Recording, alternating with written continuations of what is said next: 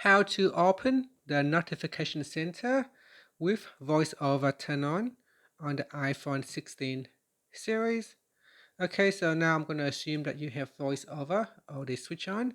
So when it's turned on and you want to open up your notification center, what you want to do is you want to swipe down at the top here on the left hand side, and you want to slide your finger from the outside inwards until you feel the second vibration. And when you feel the second vibration on your phone, you can lift the finger to open the notification center. Now, if you lift your finger on the first vibration, it will open up the control center instead. So let's try it out. So from the top, you swipe down, first vibration, and then continue to swipe down Lift on the for notification center. once Lift for notification center. Once you feel the second vibration, you can lift your finger Notification center. to open up the notification center.